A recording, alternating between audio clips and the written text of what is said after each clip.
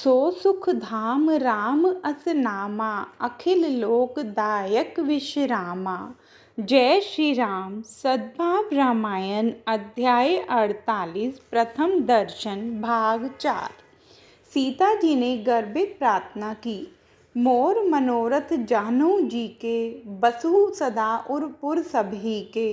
हे जगत जननी, मेरे हृदय के मनोरथ आप अच्छी तरह से जानती हैं, क्योंकि आप सबके हृदय में निवास करती हैं।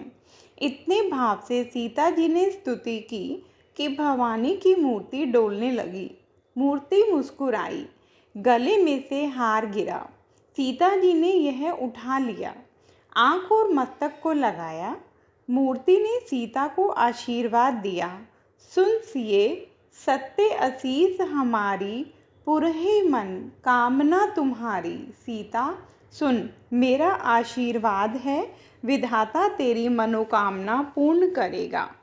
सीता जी की प्रार्थना में इतनी शक्ति थी कि मूर्ति डोली, मुस्कुराई और बोली। यह सब शक्य है। मानवी की भक्ति इतनी बलशाली बने तो पत्थर की मूर्ति डोले, इसमें कोई आश्चर्य नहीं। हाल ही की घटना है। गोपालानंद की प्रार्थना से सारंगपुर हनुमान की मूर्ति यदि डोली हो तो सीता की प्रार्थना से भवानी की मूर्ति डोले, इसमें आश्चर्य क्या। सीता को पार्वती के आशीर्वाद मिले, भवानी अपने पर प्रसन्न है, यह देखकर सीता जी के हृदय में हर्ष समाता नहीं। उनका बायां अंग फड़कने लगा। आशीर्वाद फलेंगे ऐसा सीता जी को विश्वास हो गया। बार बार भवानी के चरणों में वंदन कर सीता जी सखियों के संग घर आई। सुनैना को वंदन कर देरी होने का कारण बताते कहा, माँ, अयोध्या के राजकुमार बाग में घूम रहे थे, उनके दर्शन हेतु थोड़ा रुके, सो देरी हो गई। सीता जी ने सारी बात माँ के सामने बिना छिपाए कर दी। आज के संदर्भ में इस घटना को देखें तो कितना बड़ा मार्गदर्शन मिलता है। युवा भाई और बहन बेटियां इस काल में ही बाग में घूमते हैं ऐसा नहीं, भूतकाल में भी बाग थे और उसमें कंवारे लड़के और कंवारी लड़कियां घूमती थी।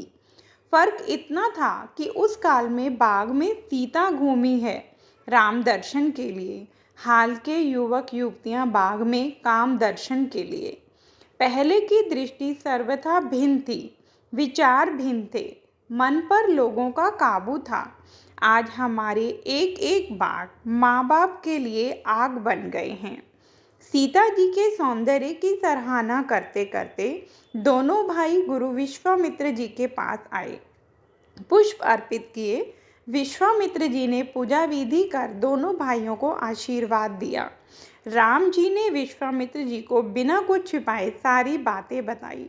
बाप जी, बाग में जनक पुत्री आई थी, इसलिए हम दोनों भाई थोड़ा रुक गए।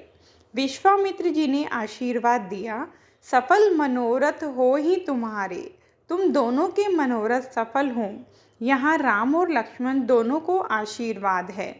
एक ही व्यक्ति को आशीर्वाद दिया होता तो तुम्हारा शब्द प्रयुक्त किया होता, पर तुम्हारे शब्द प्रयुक्त कर विश्वामित्र जी ने राम के साथ लक्ष्मण को भी आशीर्वाद दिया। विश्वामित्र जी ने राम को आशीर्वाद दिया, यह तो ठीक, पर लखन जी को आशीर्वाद क्यों? वह तो बैरागी आदमी, उन्हें कैसे मनोरथ? अयोध्या के एक रसिक संत का ऐसा मत है कि विश्वामित्र मंत्र दृष्टा ऋषि थे। उन्हें खबर हो गई थी कि सीता जी के साथ जो 8 सखियां थीं उनमें उर्मिला भी थी। उन्होंने लक्ष्मण जी को देख लिया था और लक्ष्मण जी ने उर्मिला जी देख ली थी। इसलिए विश्वामित्र जी के आशीर्वाद में गर्भित इशारा था कि लखन तेरा मनोरथ भी पूर्ण हो। शाम के समय दोनों भाइयों ने संध्या की, विश्वामित्र जी के साथ वार्तालाप किया और उनकी सूचना से दोनों भाई शयन करने गए। शयन से पहले लखन जी राम जी की चरण सेवा करते हैं, तब राम जी के सामने अपना दुख व्यक्त करते हैं। महाराज, मुझे एक चिंता होती है, कल धनुष यज्ञ है, धनुष आपसे ही टूटेगा और सीता जी आपको वरमाला पहनाएंगी। फलतः सीता जी के साथ आपका ब्याह होगा, फिर सीता जी मुझे आपकी चरण सेवा नहीं करने देंगी। वह ऐसा कहेंगी कि अब चरण सेवा का अधिकार मेरा है। महाराज, आज से मुझे इस बात की चिंता होती है। राम जी ने कहा, लखन, ऐसा कुछ नहीं होगा, और हो तो मैं तुझे आज से ही कह दूं कि दायां पैर तेरा और बायां पैर सीता का। राम ने लक्ष्मण के मन का समाधान कर दिया।